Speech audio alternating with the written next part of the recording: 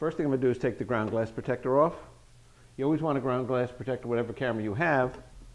At least once a year I get a call, hey, I'm in the middle of nowhere and I broke my ground glass. So definitely get a ground glass protector, whatever camera you have. I'm going to loosen these two little brass things with holes in them and loosen the two knobs for the rear standard. Loosen these two and then raise this up. And you'll notice, let me just loosen this. On the side, you see the two little notches, one on each side. You want to push this way, locks into place. Now your rear standard is perfectly perpendicular.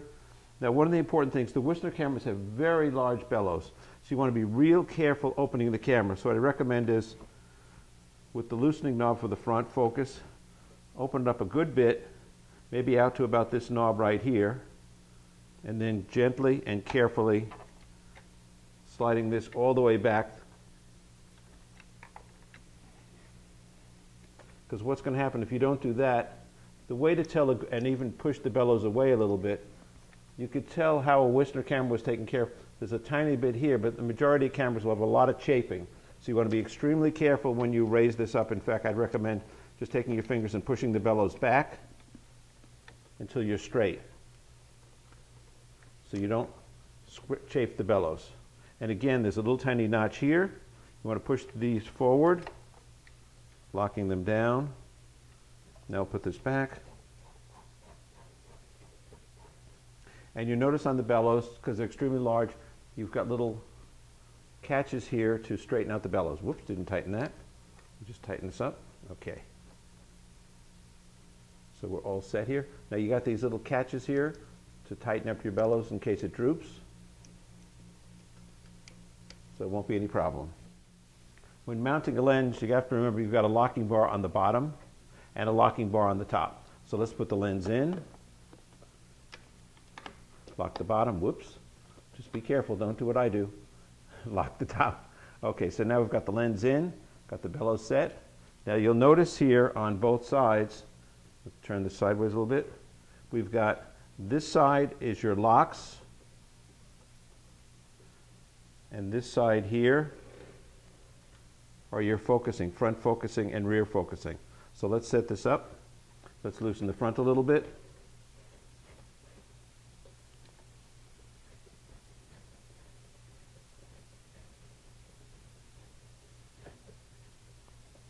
This camera has plenty of bellows. Okay, that's the front. Let's do the back.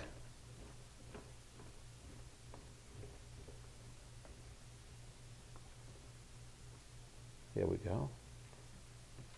I don't think this camera's been used in a really long time, so you've got plenty of bellows for anything you want to do. Okay, and in addition to the front focusing the front out, doing the rear focus, we've got an extra. This is like a triple extension, so you can actually put the bellows a little bit past here too. Oh, let me get this off to the thing here. Here we go.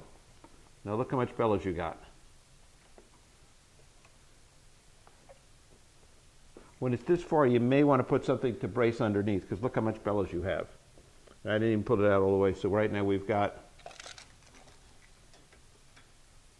about 38 inches of bellows. I have to tighten this a little more here, lock it in. So right now we've got about 38 inches of bellows. So just about any lens will work with this camera. So you've got this little triple, the one in the middle here, so you got an extra extension. Let's put this back. And yes, the bellows will droop like on all cameras. So it takes like a sigh of relief. Let's close this up a little bit.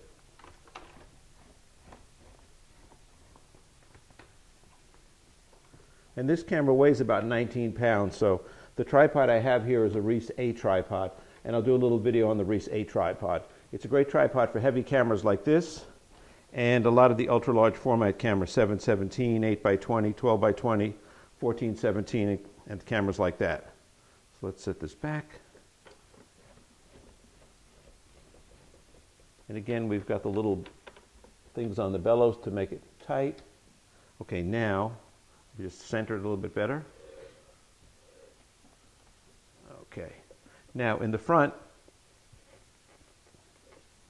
we have base tilt.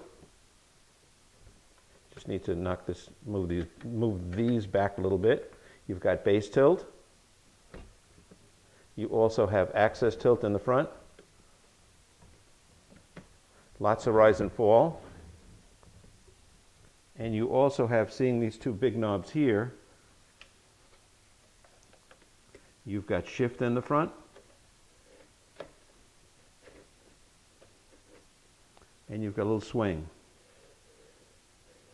So you've got shift, swing, base tilt, axis tilt, and rise and fall. And there's a little tiny dot here to line up with this dot here to get your front standard squared up again. In the rear, you see this little knob on the side here. These two knobs, one on each side, are for rear swing.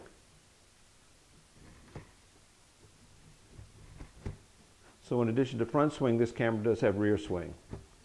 And you just line it up by squaring it up here. This camera is quite unique. You do have base tilt in the back. And again, you just got to lock it down. Okay, now this camera does have axis tilt on the back, which is kind of unique because not too many cameras have that. So the knob on the right is for the lock, and the knob on the left is for the tilt. So I'm going to turn the knob on the left, and you can see it's tilting. And then you just lock it down wherever the axis tilt is. So I talked about tilting in another video before this, but just to show you, you can do axis tilt in the rear here.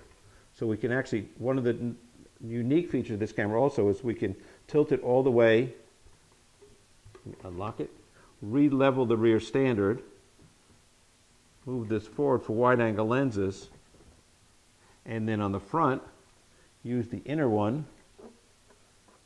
Too far, okay. Just loosen these two, and you could slide this back. So you could probably do a 150 at least, a 150 like Super Simar XL, because look how close you can get now. I didn't really level it exactly, but here we go. That's pretty close. I think I even go a little further. There we go. What I'd recommend is getting a wide angle bellows if you're going to do that, but it's a nice feature having that so you can get really close to front and rear standard. Let me put this back together. We lock this up. Okay, now it looks pretty good. Let's just redo this. Okay, now we got it all squared up. On the back also, let me show you. You've got levers that you slide out each way. So right now it's set for the film holder to go on this side. We could flip it this way. And there's a little hole with these little pins to go in. So we could do a vertical. I think I got this one in here. Okay. Here we go. Now we got it set for vertical, and we should be able to turn it the other way. Pins this way.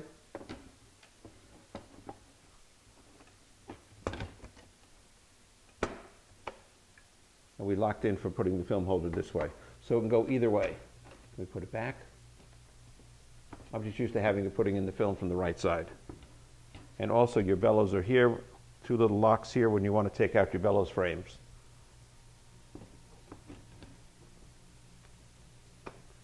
Okay.